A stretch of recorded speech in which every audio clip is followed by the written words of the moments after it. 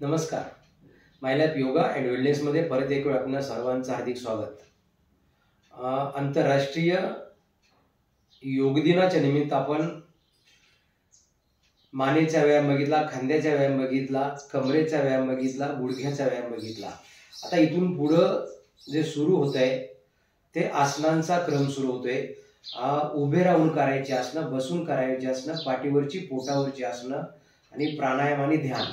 त्यातला पहिला टप्पा आपण उभे राहून करावायची आसनं कशी करायची ते बघणार आहोत. तर उभे राहून करायच्या आसनामध्ये 5 आसनं करायची आहेत आपल्याला. त्यातलं पहिलं आसन आहे ताडासन. ताडासनामध्ये दोन्ही पायामध्ये 2 ते 3 इंचाचं अंतर, समस्थितीमध्ये उभा राहतोय आपण. या स्थितीमध्ये आपल्या शरीराचा आकार ताडाप्रमाणे किंवा माडाप्रमाणे होत असतोय. ताड म्हणजे पर्वत पण असतोय. सुरू करूया. श्वास घेत दोन्ही हात वरती, बोट एकमेकांमध्ये इंटरलॉक करा, अशी डोक्यावरती ठेवा आणि सरळ वरती जायचं आहे. श्वास घेत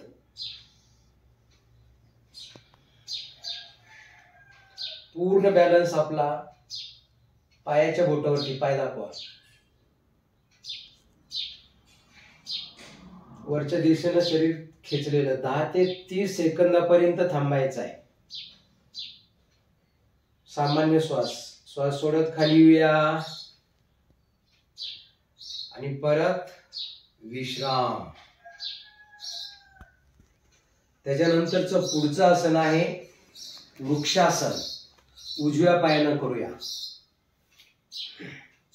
श्वास घेत पाय उचलला वरती. इथं मांडीच्या जवळ लावलेला आहे. नजर एका पुढच्या पॉइंटला स्थिर करा, त्याच्याशिवाय बॅलन्स होणार नाही आपला. दोन्ही हात वरती. बॅलन्स करण्यासाठी नजर स्थिर पाहिजे. पोट थोडंसं आत खेचूया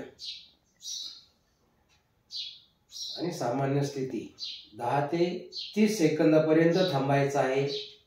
बॅलन्ससाठी अत्यंत उपयुक्त आणि महत्वाचं आसन, एकाग्रतेसाठी महत्वाचं आसन. रिलॅक्स. श्वास सोडत खाली, पाय ढिला करूया. डाव्या पायानं करूया. श्वास घेत पाय वरती उचलूया. नजर पुढे एका बिंदूला स्थिर ठेवायची आहे आणि श्वास घेत परत दोन्ही हात नमस्कार मुद्रावरच्या दिशेला दंड कानाला चिपकलेले आहेत. सामान्य श्वास. बॅलन्स साठी पोट आत खेचायचं आहे जरा, म्हणजे बॅलन्स होईल. बघा करू. 10 ते 30 सेकंदापर्यंत थांबायचं आहे. And relax. श्वास सोडत विश्राम. पुढचं आसन आहे पादहस्तासन. पादहस्तासनामध्ये काय होते, दोन्ही पायामध्ये तेवढंच अंतर समस्थितीमध्ये. हात बाजूला घ्या, वरती घ्या. श्वास घेत आणि सावकाश पुढच्या दिशेने हात खेचा. असे कमरेतून खाली बेंड होतोय. काटकोन झालेला चांगला आहे. खेचा पुढं इथं आणि दोन्ही तळहात इथं पायाच्या खाली ठेवा. ज्यांना याच्या पुढं शक्य आहे त्यांनी पुढची ॲडव्हान्स स्थिती करू शकतोय आपण. तळहात बाजूला ठेवा आणि डोकं उडू द्या.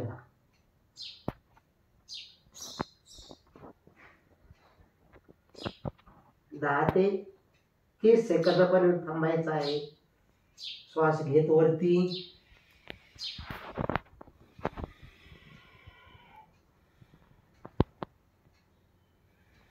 विश्राम. त्याच्या पुढचं आसन, आता फॉरवर्ड बेंडिंग केलं, आता बॅकवर्ड बेंडिंगचं आसन आहे अर्ध चक्रासन. काय करायचं बघा, साईड पोज दाखवते मी तुम्हाला. समस्थितीमध्ये थोडंसं जास्त अंतर घेतलं तरी चालेल, तुम्हाला जर बॅलन्स होणार नसेल तर. हात कमरेवरती ठेवा. श्वास घेत, श्वास घ्या आणि पाठीमागं झुकायचंय, मान ताणायची पाठीमागं, जेवढं शक्य आहे तेवढं मागं जा. श्वास सोडा आणि या ठिकाणी साधारण श्वास चालू ठेवायचे. चक्कर येत असेल तर करायचं नाही आसन. पाठीच्या कण्यासाठी, मेरुदंडासाठी अत्यंत उपयुक्त. सावकाश वरती आणि रिलॅक्स. त्याच्यानंतर पुढचं आसन आहे 5वं या उभं राहून करायच्या आसनामधलं त्रिकोणासन. दोन्ही पायाची समस्थिती उजव्या बाजूला करूया.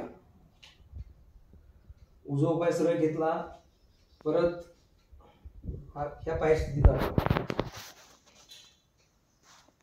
हात बाजूला आणि सरळ खाली जायचंय.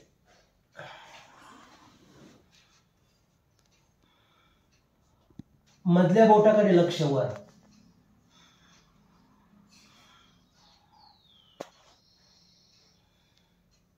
जिकडे ताण पडतोय तिकडे लक्ष.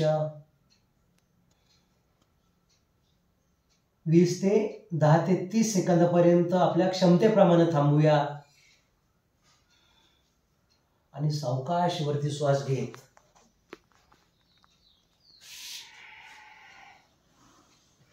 आता डाव्या बाजूला करूया समस्थिती. डावा पाय उचलूया. 1.5 ते 2 फुटाचं अंतर. दोन्ही हात बाजूला, पाय सरळ वळवलाय त्या बाजूला आणि कमरेमधून सरळ खाली जातोय मी.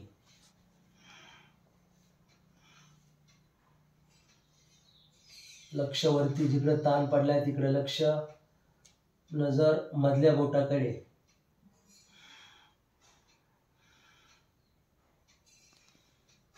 कंबर, मांड्या यांच्या उत्तम आरोग्यासाठी त्रिकोणासन. सावकाश वरती, पाय जवळ घेतला आणि विश्राम. या ठिकाणी उभे राहून करावयाच्या आसनांचा क्रम आपला संपलेला आहे. करा योग, राहा निरोग. धन्यवाद. जय हिंद.